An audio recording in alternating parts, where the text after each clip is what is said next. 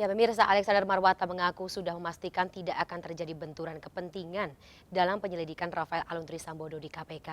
Alasannya, ia tidak punya hubungan bisnis dengan Rafael Alun. Tapi, apakah pernyataan ini sudah cukup untuk membuat penyidikan bisa tegak lurus dengan hukum yang tentunya berlaku di negara ini? Sudah bergabung bersama kami sore hari ini pegiat anti korupsi dari Indonesia Corruption Watch, Kurnia Ramadana. Selamat sore, Bang Kurnia. Selamat sore, Mbak Van. Baik, Assalamualaikum. waalaikumsalam.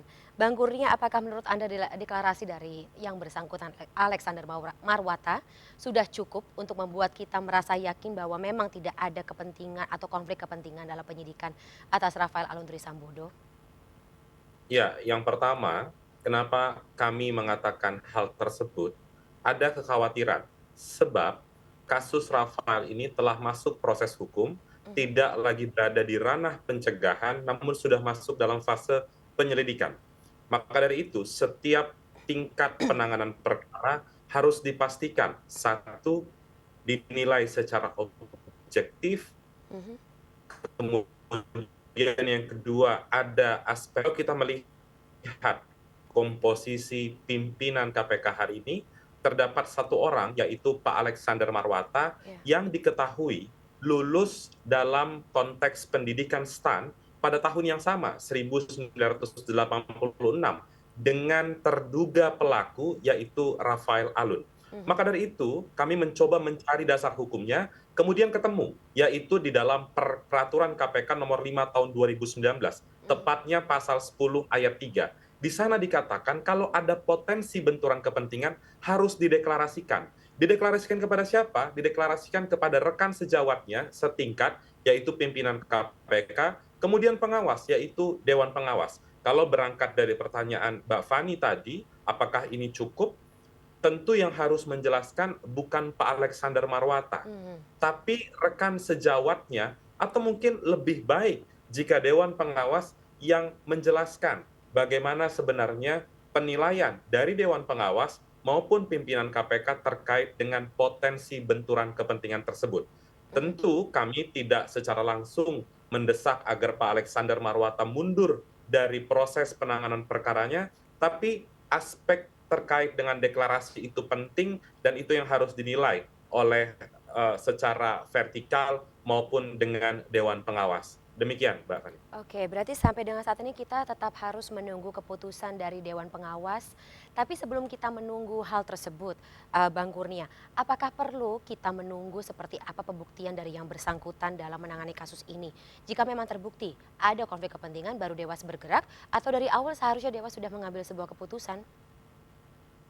Kalau merujuk pada pernyataan Pak Alexander beberapa jam yang lalu, Pak Alex mengatakan saya tidak ada hubungan bisnis Mhm. dengan yang bersangkutan, namun saya kenal baik dengan Rafael. Ya. Penting ditegaskan di dalam peraturan KPK yang tadi saya sampaikan, nomor 5 tahun 2019 tentang benturan kepentingan, itu tidak disyaratkan harus ada ikatan bisnis, Mhm. harus ada proses usaha satu sama lain. Tapi ketika tergabung dalam satu keorganisasian, kealumnian, Mhm. Mhm. itu sudah di kategori itu frasanya masih potensi di sini, itu Mhm. yang harus dinilai oleh pimpinan KPK lain maupun Dewan Pengawas. Begitu, Oke. Mbak. Oke, kalau dari kacamata Anda, Mas Kurnia, konflik kepentingan itu bisa muncul dari relasi apa saja selain keluarga dan juga tadi gitu pertemanan? Konflik kepentingan itu dibuat dan diatur untuk mencegah pejabat mengeluarkan keputusan dengan dasar penilaian yang subjektif, Yes. tidak netral. Apa yang melatar belakangi itu? Tentu relasi. Itu Mhm. diatur secara jelas di dalam peraturan perundangan, tepatnya Undang-Undang 30 tahun 2000-an, itu disekuensi jika memang terdapat bentur kepentingan. Pertama, keputusan tersebut dianggap keputusan dari pejabat terkait itu dianggap tidak sah dan diambil alih oleh atasannya. Maka dari itu, aspek deklarasi menjadi Mhm. penting sebagai alasan pembenar dalam hal apa? Dalam hal sudah dinilai Baik. oleh atasannya atau rekan sejawatnya atau dalam ini di KPK Dewan Pengawas. Sehingga Dewan Pengawas dan pimpinan KPK yang lain menjamin bahwa hubungan baik antara Rafael dan juga Alexander Marwata tidak mempengaruhi setiap tingkat penanganan perkara, penyelidikan, penyidikan maupun penuntutan. Hal ini menjadi sangat penting karena kasus Rafael hari ini sedang disimak, dilihat oleh seluruh masyarakat Indonesia. Hmm. Maka dari itu, KPK pun harus menegaskan bahwa mereka benar-benar serius, objektif, independen, dan netral dalam membongkar bagaimana dugaan tindak pidana korupsi yang dilakukan oleh pejabat Direktorat Jenderal Pajak tersebut. Demikian, Mbak. Baik, Bang Kurnia, Pak Alexander Marwata ini juga mengaku katanya sebelum kasus RAT ini ada 3 lulusan satu angkatan STAN yang disidang di KPK saat ia menjabat. Satu alma mater juga dengan beliau. Seberapa besar memang potensi benturan kepentingan pada kebijakan KPK ini kalau melihat bagaimana KPK bekerja atau yang bersangkutan Alexander Marwata bekerja dalam menangani kasus-kasus satu alma mater atau alma mater yang sama sebelum RAT ini?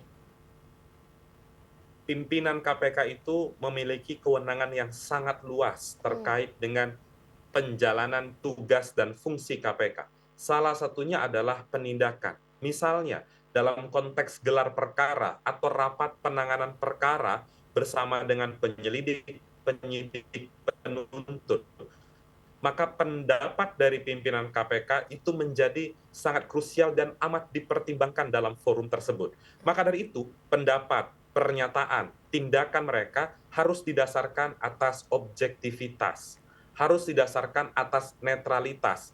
Maka dari itu sangat dihindari jika penilaian itu subjektif. Kenapa subjektif? Misalnya karena mengenal pelaku tindak pidana korupsi atau memiliki usaha bisnis dengan yang bersangkutan, satu organisasi, dan lain sebagainya. Hal-hal itu belum tentu terjadi konflik kepentingan, tapi ada potensi. Mhm. Untuk menakar potensi tadi, maka dari itu harus ada deklarasi dan keputusan angkutan. Baik. Demikian, Mbak. Baik, terakhir mungkin Bang Kurnia ketika dari ICW sendiri sudah meminta hal tersebut kepada KPK khususnya dan kita juga tetap masih menunggu bagaimana jawaban dari Dewas. Tapi jika memang Alexander Marwata tidak akan mundur dari penyidikan terhadap Rafael Alun Trisambodo, presiden seperti apa yang akan terbentuk terkait dengan bagaimana penyidikan kasus ini dan tentunya citra atau nama baik dari KPK sendiri? Yang pertama, jika memang ada keputusan dari pimpinan KPK yang lain maupun Dewan Pengawas yang mengatakan bahwa potensi benturan kepentingan itu dapat mengganggu jalannya proses penanganan perkara, maka Alexander Marwata tidak dibenarkan Hmm. untuk ikut dalam tahapan proses penegakan hukum. Namun, jika dianggap relasi tersebut tidak akan mengganggu jalannya perkara, sampaikan secara terbuka kepada masyarakat. Itu tentu yang kita tunggu sehingga kita sebagai masyarakat dan sesuai dengan asas KPK juga, asas keterbukaan, kepentingan umum, transparan, akuntabilitas, penting untuk mengetahui bagaimana tindakan KPK dalam memitigasi potensi benturan kepentingan. Dalam hal ini, Pak Alexander Marwata dengan Rafael Alun Trisambodo. Hmm. Demikian, Mbak. Baik, Bang Kurnia, kita tunggu sama-sama bagaimana transparansi ini akan diberikan kepada masyarakat setiap kali konferensi pers terkait dengan Rafael Alun Trisambodo atau penyidikan Rafael Alun Trisambodo ini disampaikan setiap pemeriksaan berakhir. Terima kasih sebelumnya atas waktu dan juga insight-nya, Bang Kurnia Ramadana dari ICW dalam MNC News Now sore hari ini. Sehat selalu ya Bang, kita ketemu lagi dengan kesempatan, sampai jumpa. Sampai jumpa.